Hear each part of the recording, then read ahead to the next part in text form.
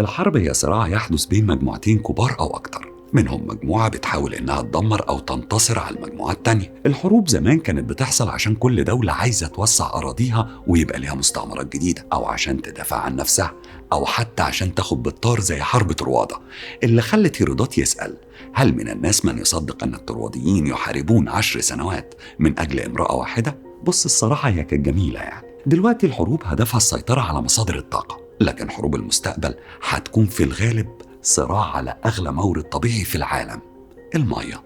وده مش كلامي، ده كلام دكتور براهام شيلاني، أستاذ التخطيط الاستراتيجي في جامعات في الهند وألمانيا وبريطانيا، في كتاب اسمه Water Peace and War Confronting the Global Water Crisis، أو المياه، الحرب والسلام، مواجهة أزمة المياه العالمية. دكتور براهام بيقول إن حروب المية خلاص ما بقتش أفوارة في أفلام هوليوود، لكن كون إن كميات المية بتقل كل سنة ممكن تتسبب في حروب. أنا أحمد سلامة، زي الكتاب ما بيقول.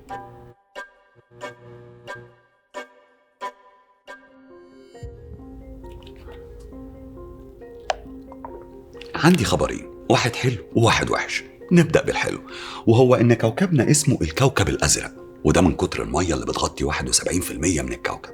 لكن الخبر الوحش إن 97% و2 من المية دي مالحة، والباقي اللي هو 2.8% مية عذبة اللي نقدر نستخدمها. الخبر الأوحش من كده كمان بقى إن 2.1% من المية العذبة دي موجودة على شكل جليد، يعني اللي باقي لنا 7% من المية. لا لسه ما تفرحش، تكع صبر. نصهم مياه جوفية، يعني باختصار من كل المية اللي على كوكب ده الإنسان بيتخانق على 35% منها بس. حزن صح؟ معلش. ده بالظبط اللي جه في دراسة عملها مركز معلومات المية الفرنسي. كل يوم احتياج البشر بيزيد من المية والمية بتقل. في 2011 منظمة الفاو التابعة للأمم المتحدة حذرت من إن عدد سكان العالم في 2050 هيوصل ل9 مليار نسمة، وفي المقابل نسب المية في العالم هتقل، وده بسبب التغير المناخي. روتيجر فيلم هوفتسا وبول ريك ولياه شليفر، واللهم لك الحمد إني عرفت أنطق أساميهم. المهم، دول 3 علماء عملوا بحث عن توافر المية العذبة في دول العالم، صنفوا فيه 17 دولة عندهم نقص شديد في موارد المية. 9 منهم دول عربية، الحمد لله مصر مش منهم. فيهم دولة تعتبر قصة نجاح في توفير المياه لشعبها، وهي الإمارات. ولك أن تتخيل يا صديقي أن أزمة المياه في الإمارات خلت الشيخ محمد بن زايد ولي عهد أبو ظبي يقول في محاضرة ليه في 2011 إن المياه بالنسبة للإمارات هي أهم من البترول. فاهم الموضوع وصل لفين؟ طب فاهم احنا داخلين على ايه؟ الامارات عملت استراتيجية للامن المائي 2036 واهتمت بمشاريع السدود وتجميع مية المطر، لكن اهم حاجة عملتها في رأيي الشخصي هي خفض متوسط استهلاك الفرد للمية، وده من خلال حملات توعية للاستخدام العادل. طب ايه قصة المية عندنا؟ لا احنا ما شاء الله الله اكبر علينا ثقافة رش المية عندنا متأصلة، وفي اغلب الاحيان بتبقى بدون اي مبرر. الناس بتستفتح كده الصبح انها ترش مية قدام المحلات، ولو عايزين نطرق حد بنقول له ايه؟ العب بقيت هنرش ميه. تيجي تغسل عربيتك الصبح تدلدق لك بتاع من 50 ل 60 لتر ميه، يعني عشان الدقه بس مش اكتر. المهم، قصه الميه في مصر من اهم الموضوعات اللي بتشغل البلد. ليه؟ لان مصر دخلت مرحله الفقر المائي من حوالي 3-4 سنين، ويكفي انك تعرف ان متوسط نصيب الفرد من الميه دلوقتي 570 متر مكعب سنويا للفرد. اما خط الفقر فهو المفروض 1000 متر مكعب للفرد. طبعا انت لو كنت قلقان فدلوقتي القلق زاد يا صديقي. طب خلينا نشرح الموضوع واحدة واحدة. مصر بلد صحراوية، 95% منها صحراء جرداء.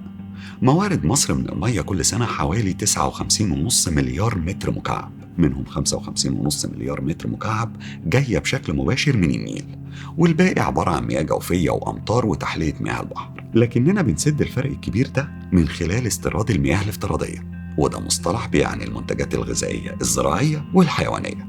يعني من الآخر 97% من المياه اللي جاية مصر جاية بشكل مباشر من النيل.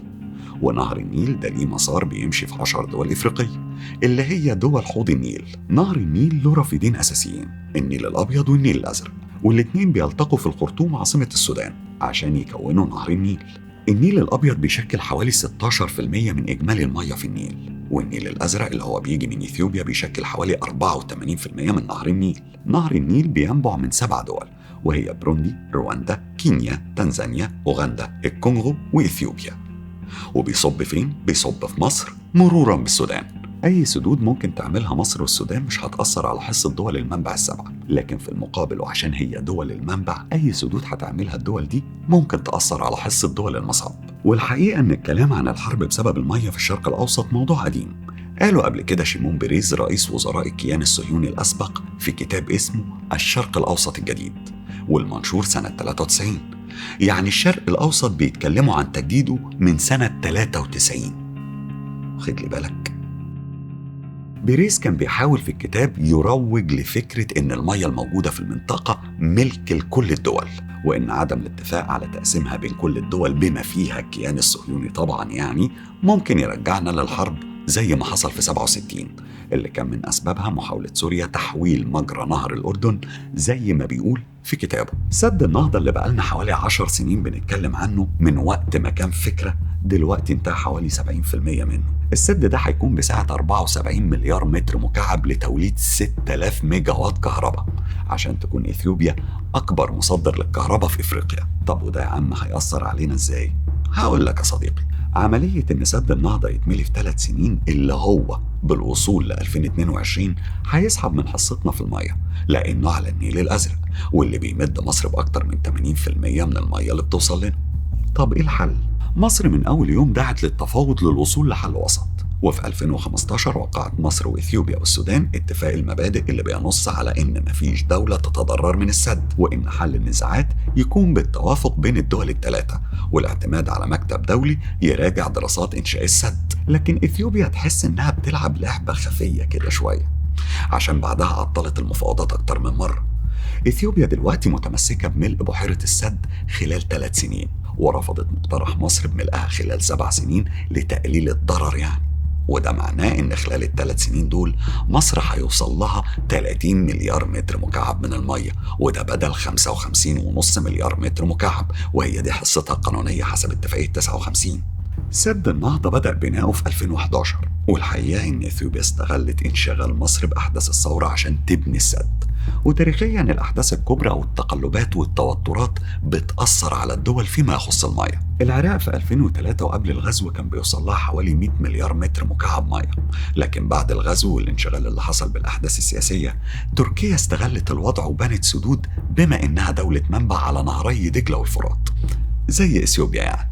بقت حصة العراق ساعتها حوالي 30 مليار متر مكعب بس، يعني نزلت 70%. طب خليني يا صديقي أرجع بيك بالزمن لورا شوية قبل ما إثيوبيا تبني السد بحوالي 3-4 سنين كده. عايز أحكي لكم على حاجة أنا شفتها غريبة حبتين 3، ركز معايا في الحتة دي. في 2008 إثيوبيا قطعت علاقتها مع قطر.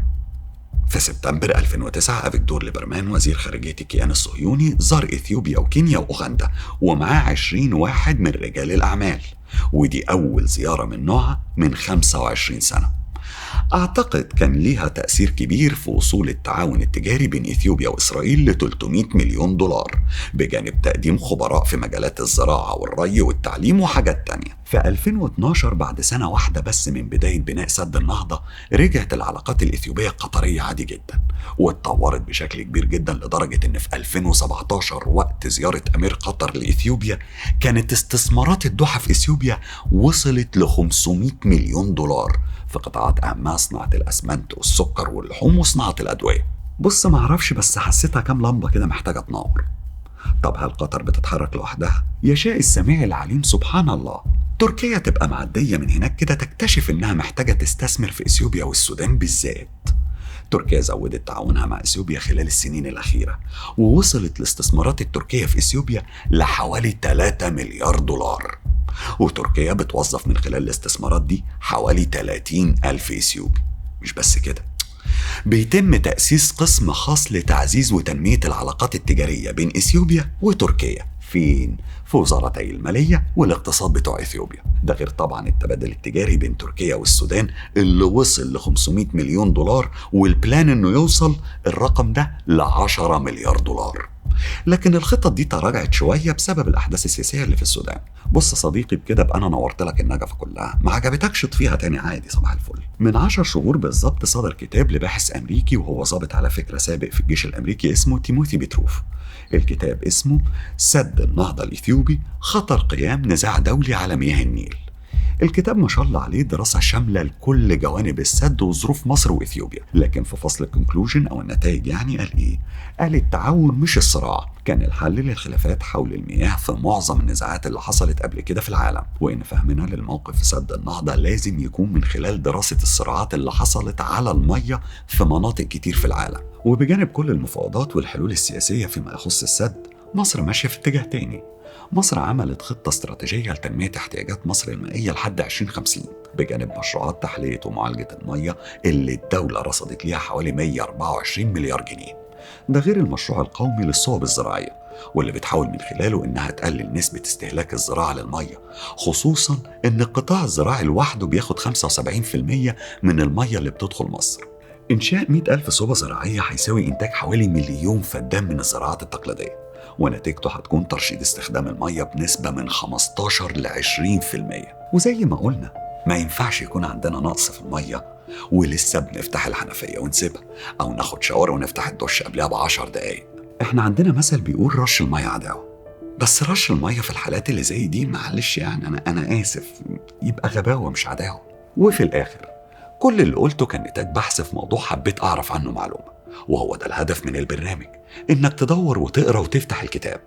أرجوك يا صديقي دور، كتب الحلقة دي مهمة فعلا، ولما تفتح الكتاب شوف انت مختلف معايا ولا متفق، ولو مختلف هتكون عرفت انت بتختلف ليه، ولو متفق هتكون عرفت انت بتتفق على ايه. اتشرف بمتابعتكم لقناة زي الكتاب ما بيقول على اليوتيوب وعلى الفيسبوك بنفس العنوان، ولو عندك معلومة أو حلقة عايزنا نتكلم عنها سيب لنا رأيك في الكومنتات. والحلقة دي بالمناسبة كانت من الحلقات اللي الناس طلبتها مننا في الكومنتات في الحلقات اللي فاتت. أشوفكم على خير.